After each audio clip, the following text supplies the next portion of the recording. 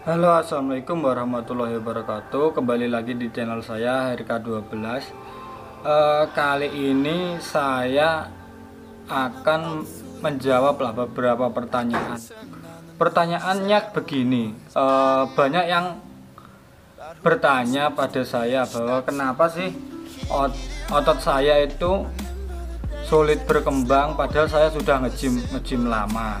Nah, pada konten kali ini saya akan menjawab hal tersebut. Simak terus ya konten saya kali ini dan jangan lupa subscribe. Terima kasih.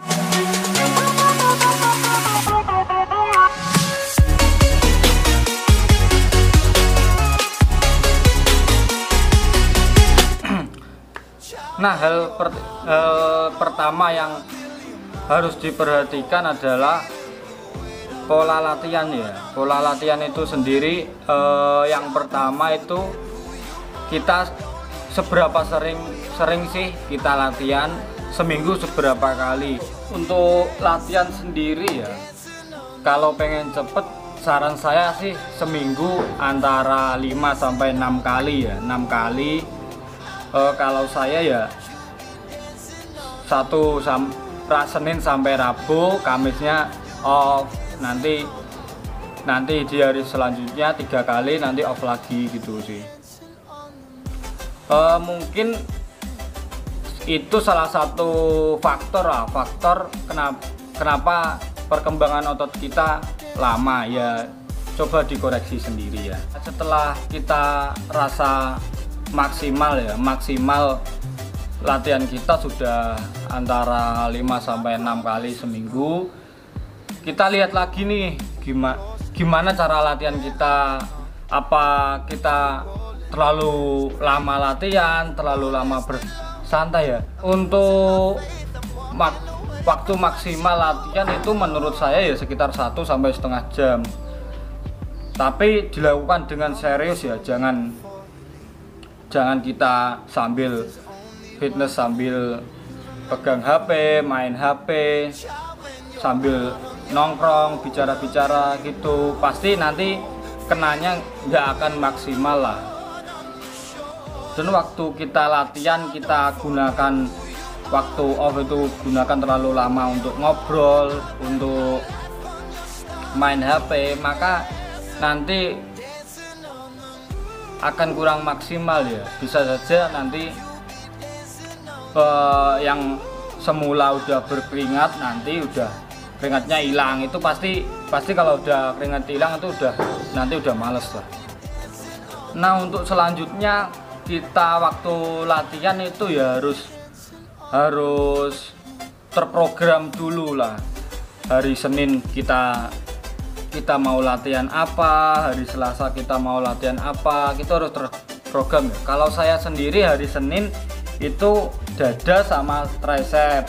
Hari Selasa saya main punggung sama perut.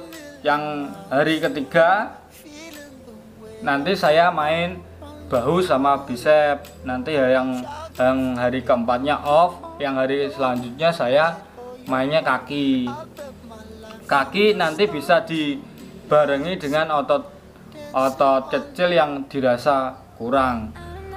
Otot kecil itu meliputi ya tricep, bicep, terus perut, itu juga bisa. Banyak lah yang bisa dikombinasikan dengan latihan kaki. Untuk latihan sendiri usahakan kita harus tiap hari itu harus otot yang berbeda ya. Jangan main itu aja. Kalau main mesin itu saja, gerakan itu saja. Terus kalau pakai dumbbell harus dumbbell saja. Kita harus banyak variasi lah. Bahkan kalau saya pribadi tiap 2 minggu pasti ganti gerakan biarpun yang dilatih ototnya sama ya. Karena apa ya, biar otot itu nggak jenuh gitu loh, nggak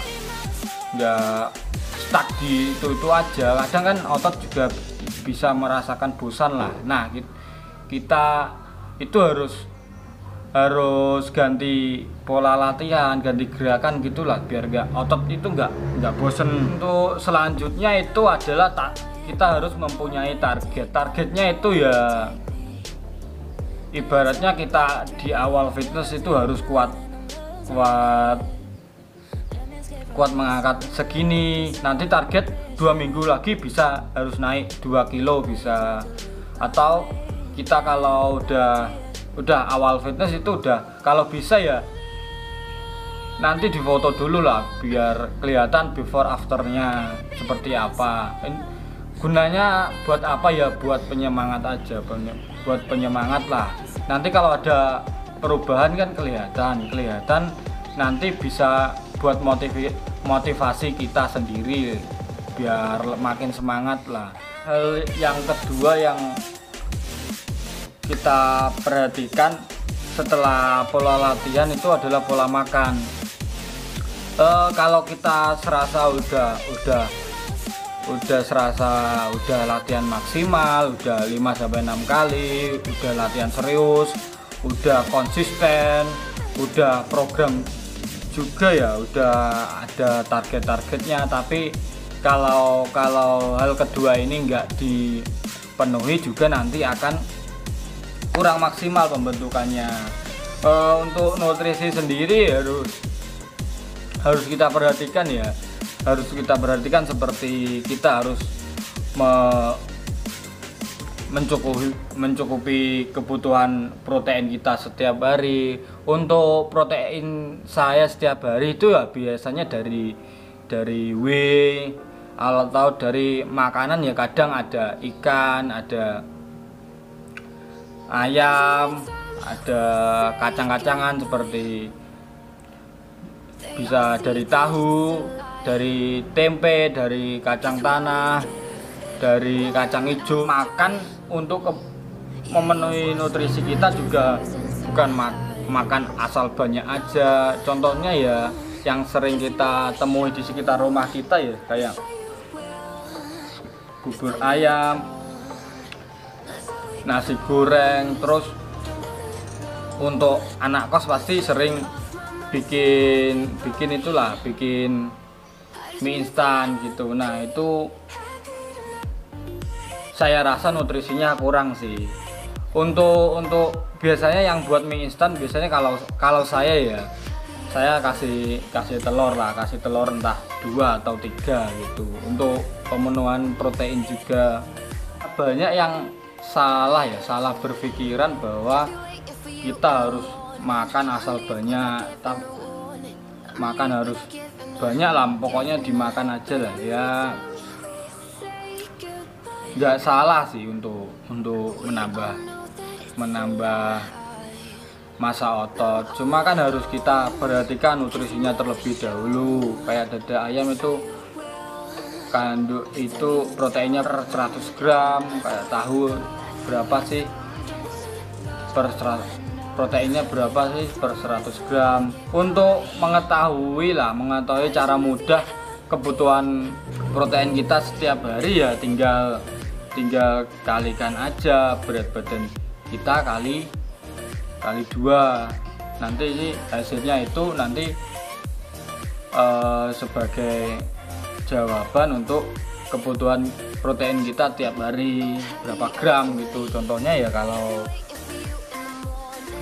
berat badan kita rata-rata 55 ya, nanti dikali 2 gitu aja, berarti ya 110 gram berarti kebutuhan protein kita tiap hari ya segitu 110 gram. Nanti harus dipenuhi dari makanan. Nah kalau kita misalnya makan dada ayam, berapa sih protein dada ayam per 100 gram? Nanti bisa cek di Google aja. Contohnya kalau kacang-kacangan ya, kacang tanah, kacang hijau, itu bisa lah dihitung berapa gram protein per 100 gram gitu. Untuk hal yang ketiga ini nggak kalah penting lah dengan pola latihan atau pola makan. Yang harus kita perhatikan selanjutnya adalah istirahat ya. Antara tiga ini harus melengkapi, istirahatnya harus cukup. Kalau ya minimal ya antara istirahat tidur ya antara 7 sampai 8 jam. Contohnya istirahat waktu kita jeda gym juga, di antara selang latihan juga ya harus kita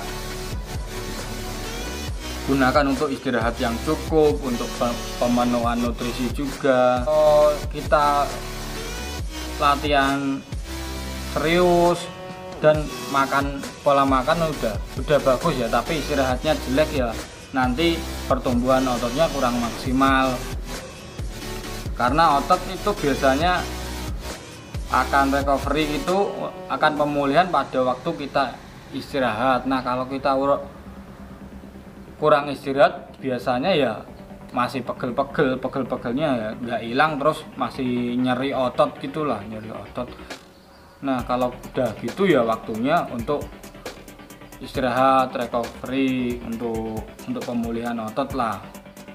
Nah itu saja penjelasan dari saya hanya menjelaskan yang menurut saya tahu dan itu sepengalaman saya membentuk badan, melatih badan. Mungkin kalau merasa kita pembentukannya masih belum maksimal ya kita koreksi aja siapa sih yang kurang dari yang saya jelaskan yang tadi. Mungkin ada yang belum kita maksimalkan lah, seperti mungkin makan atau pola latihan atau istirahat, mungkin ada yang kurang maksimal ya. Kita harus bisa mengoreksi diri sendiri lah, apa sih yang kurang. Kadang saya juga masih tetap belajar kok, masih tanya-tanya. Sekian dari saya, mungkin itu yang bisa saya jelaskan, kurang lebihnya mohon maaf. Kalau ada yang ingin ditanyakan atau mari kita diskusi di kolom komentar aja ya. Assalamualaikum warahmatullahi wabarakatuh.